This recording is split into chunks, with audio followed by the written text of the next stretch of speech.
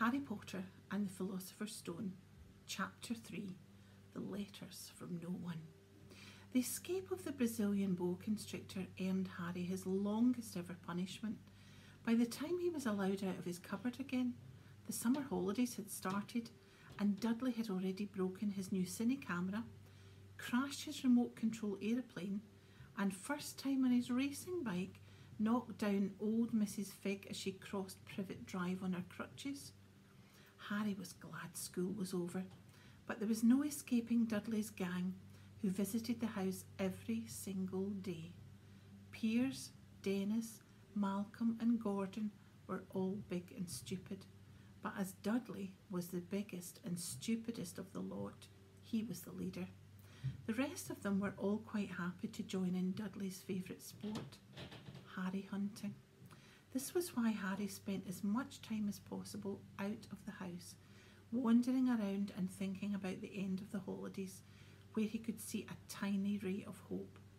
When September came, he would be going off to secondary school, and, for the first time in his life, he wouldn't be with Dudley.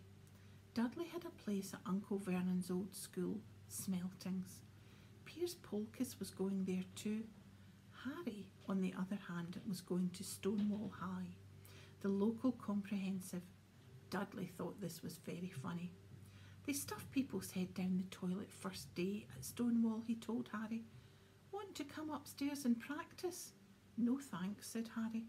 The poor toilets never had anything as horrible as your head down it. It might be sick. Then he ran, before Dudley could work out what he'd said. One day in July, Aunt Petunia took Dudley to London to buy his Smeltings uniform, leaving Harry at Mrs. Fig's. Mrs. Fig wasn't as bad as usual. It turned out she'd broken her leg tripping over one of her cats, and she didn't seem quite as fond of them as she had before. She let Harry watch television and gave him a bit of chocolate cake that tasted as though she'd had it for several years. That evening, Dudley paraded around the living room for the family in his brand new uniform. Smelting's boys wore maroon tailcoats, orange knickerbockers, and flat straw hats called boaters. They also carried knobbly sticks, used for hitting each other while teachers weren't looking. This was supposed to be good training for later life. As he looked at Dudley in his new knickerbockers, Uncle Vernon said gruffly that it was the proudest moment of his life. Aunt Petunia burst into tears and said she couldn't believe it was her ickle Duddykins. He looked so handsome and grown up. Harry didn't trust himself to speak. He thought 2 of his ribs might already have cracked from trying not to laugh. There was a horrible smell in the kitchen the next morning when Harry went in for breakfast. It seemed to be coming from a large metal tub in the sink. He went to have a look. The tub was full of what looked like dirty rags, swimming in grey water. What's this? He asked Aunt Petunia.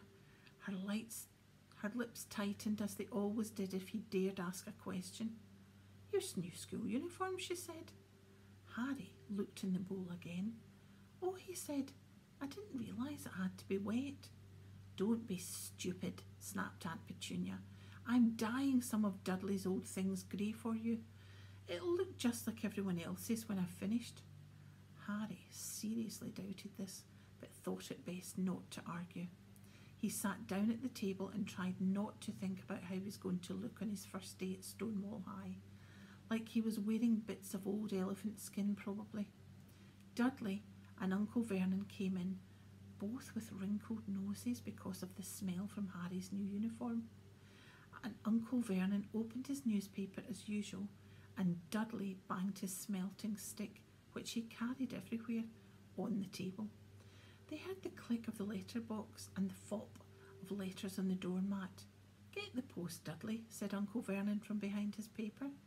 Make Harry get it. Get the post, Harry. Make Dudley get it. Poke him with your smelting stick, Dudley. Harry dodged the smelting stick and went to get the post. 3 things lay on the doormat. A postcard from Uncle Vernon's sister Marge, who was on holiday in the Isle of Wight. A brown envelope that looked like a bill. and a letter for Harry. Harry picked it up and stared at it, his heart twanging like a giant elastic band. No one ever in his whole life had written to him. Who would? He had no friends, no other relatives. He didn't belong to the library, so he'd never even got rude notes asking for books back. Yet, here it was, a letter addressed so plainly there could be no mistake. Mr. H. Potter, the cupboard under the stairs, 4 Privet Drive, Little Whinging, Surrey. The envelope was thick and heavy, made of yellowish parchment, and the address was written in emerald green ink. There was no stamp. Turning the envelope over, his hand trembling, Harry saw a purple wax seal bearing a coat of arms, a lion, an eagle, a badger and a snake surrounding a large letter H. "Hurry up, boy," shouted Uncle Vernon from the kitchen. "What are you doing? Checking for letter bombs?" He chuckled at his own joke. Harry went back to the kitchen, still staring at the letter. He handed Uncle Vernon the bill and the postcard, sat down and slowly began to open the yellow envelope. Uncle Vernon ripped open the bill, snorted in disgust and flipped over the postcard. "Marge is ill," he informed Aunt Petunia. "Ate a funny whelk." "Dad," said Dudley suddenly. "Dad, Harry's got something." Harry was on the point of unfolding his letter, which was written on the same heavy parchment as the envelope, when it was jerked sharply out of his hand by Uncle Vernon. "That's mine," said Harry, trying to snatch it back.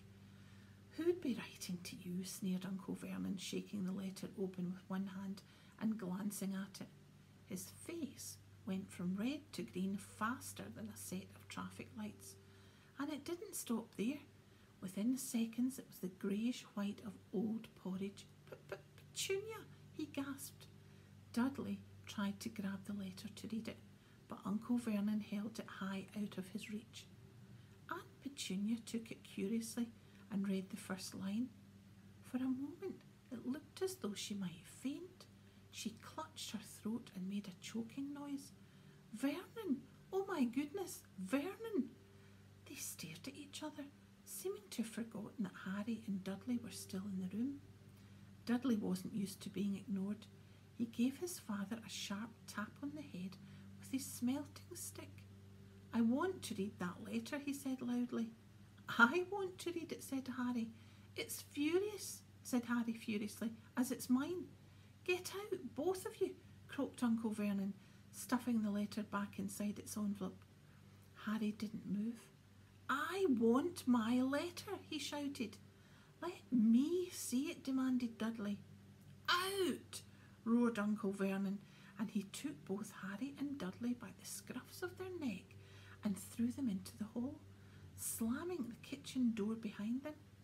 Harry and Dudley promptly had a furious but silent fight over who would listen at the keyhole. Dudley won.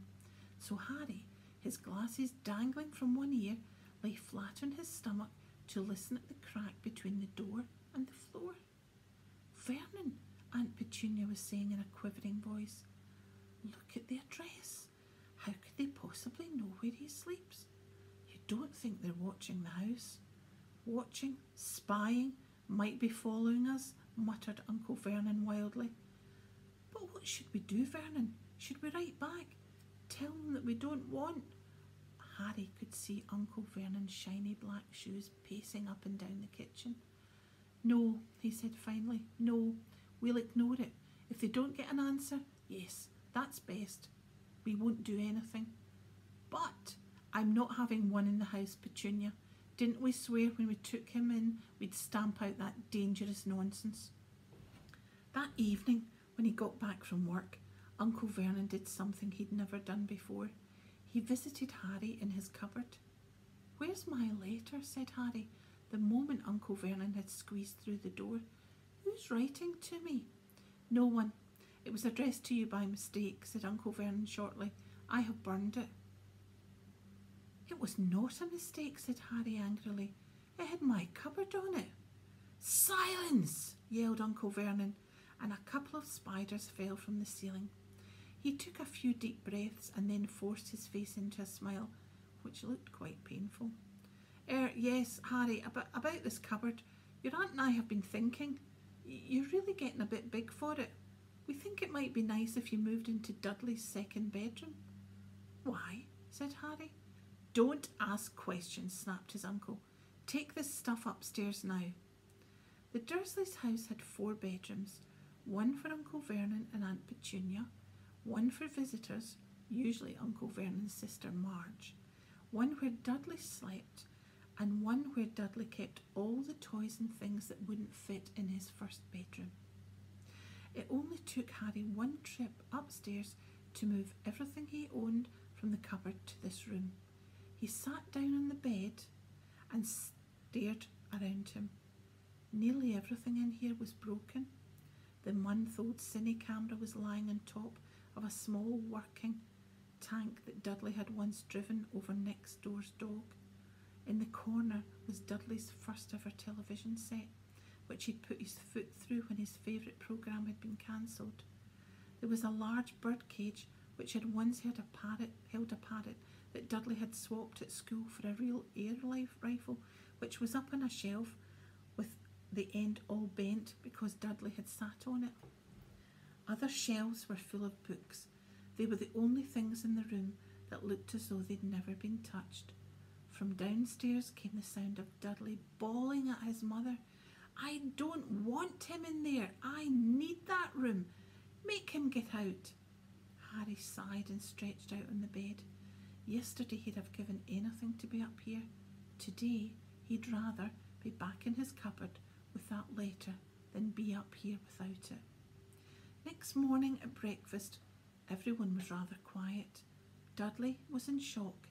He'd screamed, whacked his father with his smelting stick, been sick on purpose, kicked his mother, and thrown his tortoise through the greenhouse roof, and he still didn't have his room back. Harry was thinking about this time yesterday and bitterly wishing he'd opened the letter in the hall.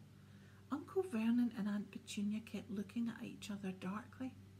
When the post arrived, Uncle Vernon, who seemed to be trying to be nice to Harry, made Dudley go and get it. They heard him buying things with his smelting stick all the way down the hall. Then he shouted, There's another one! Mr. H. Potter, the smallest bedroom, 4 Privet Drive.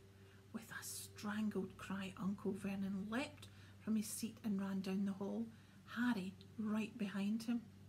Uncle Vernon had to wrestle Dudley to the ground to get the letter from him, which was made difficult by the fact that Harry had grabbed Uncle Vernon around the neck from behind. After a minute of confused fighting, in which everyone got hit a lot by the smelting stick, Uncle Vernon straightened up, gasping for breath, with Harry's letter clutched in his hand. Go to your cupboard. I mean your bedroom, he wheezed at Harry. Dudley, go, just go. Harry walked round and round his new room. Someone knew he had moved out of his cupboard, and they seemed to know that he hadn't received his first letter.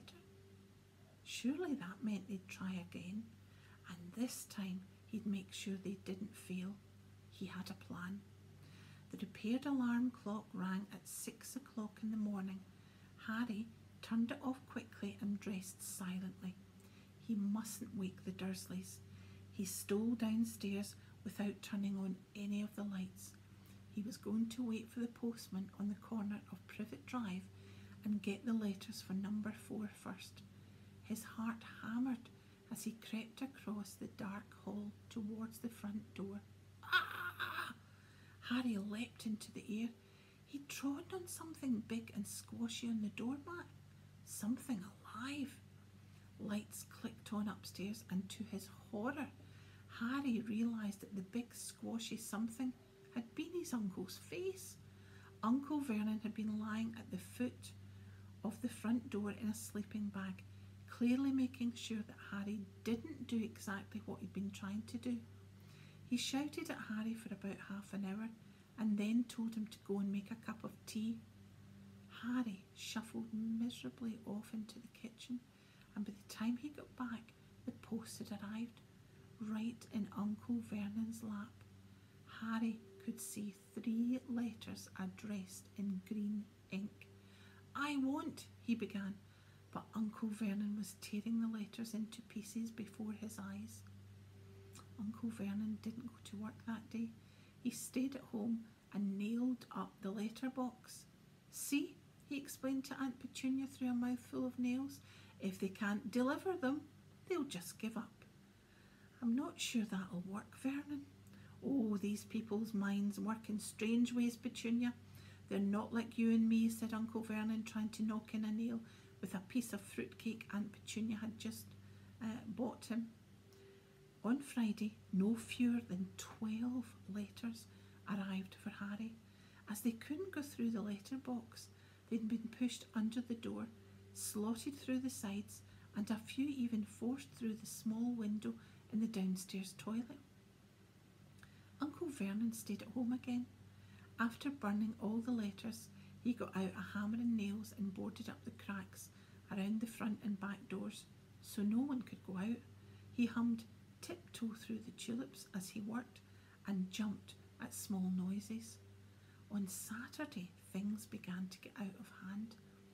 24 letters to Harry found their way into the house, rolled up and hidden inside each of the 24 eggs that their very confused milkman had handed Aunt Petunia through the living room window, while Uncle Vernon made furious telephone calls to the post office and the dairy, trying to find someone to complain to.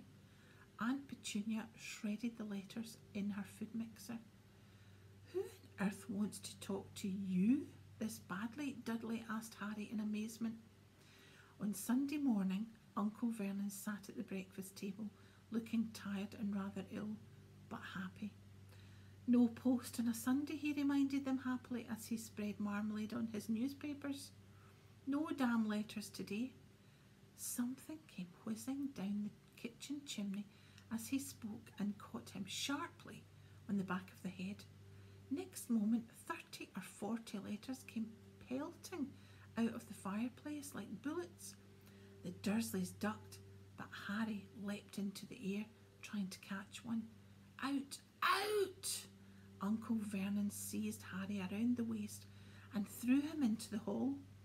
When Aunt Petunia and Dudley had run out with their arms over their faces, Uncle Vernon slammed the door shut. They could hear the letters still streaming into the room, bouncing off the walls and door. "That does it," said Uncle Vernon, trying to speak calmly, but pulling great tufts of his moustache out at the same time. "I want you all back in here in 5 minutes, ready to leave. We're going away. Just pack some clothes. No arguments."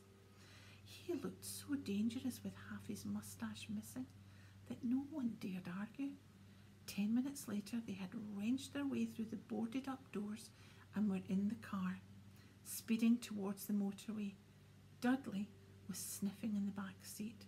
His father had hit him round the head for holding them up while he tried to pack his television, video and computer in his sports bag. They drove and they drove. Even Aunt Petunia didn't dare ask where they were going. Every now and then Uncle Vernon would take a sharp turning and drive in the opposite direction for a while. Shake him off, he would mutter whenever he did this. They didn't stop to eat or drink all day. By nightfall, Dudley was howling. He'd never had such a bad day in his whole life. He was hungry. He'd missed 5 television programmes he wanted to see, and he'd never gone so long without blowing up an alien on his computer. Uncle Vernon stopped at last outside a gloomy-looking hotel on the outskirts of a big city. Dudley and Harry shared a room with twin beds and a damp, musty sheets. Dudley snored, but Harry stayed awake, sitting on the windowsill, staring down at the lights of passing cars and wondering. They ate stale cornflakes and cold tinned tomatoes on toast for breakfast next day. They had just finished when the owner of the hotel came over to their table. "Excuse me, but is one of you Mr. H. Potter? Only I got about 100 of these at the front desk." She held up a letter so they could see the green ink address. Mr. H. Potter, room 17, Railview Hotel, Cokeworth. Harry made a grab for the letter, but Vernon knocked his hand out of the way. The woman stared. "I'll take them," said Uncle Vernon, standing up quickly and following her from the dining room. "Wouldn't it be better just to go home, dear Aunt Petunia?" suggested timidly. But Uncle Vernon didn't seem to hear her. Exactly what he was looking for, none of them knew. He drove them into the middle of a forest, got out, looked around, shook his head, got back into the car, and off they went again. The same thing happened in the middle of a ploughed field, halfway across a suspension bridge, and at the top of a multi-storey car park. "Daddy's gone mad, hasn't he?" Dudley asked Aunt Petunia late that afternoon. Uncle Vernon had parked at the coast, locked them all inside the car, and disappeared. It had started to rain. Great drops beat on the roof of the car. Dudley snivelled. "It's Monday," he told his mother. "The great Humberto's on tonight. I want to stay somewhere with a television." Monday? This reminded Harry of something. If it was Monday, and you could usually count on Dudley to know the days of the week because of the television, then tomorrow, Tuesday, was Harry's 11th birthday. Of course, his birthdays were never much fun. Last year, the Dursleys had given him a coat hanger and a pair of Uncle Vernon's old socks. Still, you weren't 11 every day. Uncle Vernon was back and he was smiling. He was also carrying a long, thin package and didn't answer Aunt Petunia when she asked what he'd bought. "Found the perfect place," he said. "Come on, everyone out." It was very cold outside the car. Uncle Vernon was pointing at what looked like a large rock way out to sea. Perched on top of the rock was the most miserable little shack you could imagine. One thing was certain, there was no television in there. "Storm forecast for tonight," said Uncle Vernon gleefully, clapping his hands together, "and this gentleman's kindly agreed to lend us his boat." A toothless old man came ambling up to them, pointing with a rather wicked grin at an old rowing boat bobbing in the iron grey water below them. "I've already got us some rations," said Uncle Vernon, "so all aboard." It was freezing in the boat. Icy sea spray and rain crept down their necks, and a chilly wind whipped their faces. After what seemed like hours, they reached the rock where Uncle Vernon, slipping and sliding, led the way to the broken-down house. The inside was horrible. It smelled strongly of seaweed. The wind whistled through the gaps in the wooden walls, and the fireplace was damp and empty. There were only 2 rooms. Uncle Vernon's rations turned out to be a packet of crisps each and 4 bananas. He tried to start a fire, but the empty crisp packets just smoked and shriveled up. "Could do with some of those letters now, eh?" he said cheerfully. He was in a very good mood. Obviously, he thought nobody stood a chance of reaching them here in the storm to deliver post. Harry privately agreed, though the thought didn't cheer him up at all. At night, the promised storm blew up around them. Spray from the high waves splattered the walls of the hut, and a fierce wind rattled the filthy windows. Aunt Petunia found a few mouldy blankets in the second room and made up a bed for Dudley on the moth-eaten sofa. She and Uncle Vernon went off to the lumpy bed next door, and Harry was left to find the softest bit of floor he could and curl up under the thinnest, most ragged blanket. The storm raged more and more ferociously as the night went on. Harry couldn't sleep. He shivered and turned over, trying to get comfortable, his stomach rumbling with hunger. Dudley's snores were drowned by the low rolls of thunder that started near midnight. The lighted dial of Dudley's watch, which was dangling over the edge of the sofa on his fat wrist, told Harry he'd be 11 in 10 minutes' time. He lay and watched his birthday tick nearer, wondering if the Dursleys would remember at all, wondering where the letter writer was now. 5 minutes to go. Harry heard something creak outside. He hoped the roof wasn't going to fall in, although it might be warmer if it did. 4 minutes to go. Maybe the house in Privet Drive would be so full of letters when they got back he'd be able to steal one somehow. 3 minutes to go. Was that the sea slapping hard on the rock like that? And 2 minutes to go. What was that funny crunching noise? Was the rock crumbling into the sea? 1 minute to go and I'd be 11. 30 seconds. 20. 10. 9. Maybe he'd wake Dudley up just to annoy him. 3, 2, 1. Boom! The whole shack shivered and Harry sat bolt upright, staring at the door. Someone was outside, knocking to come in.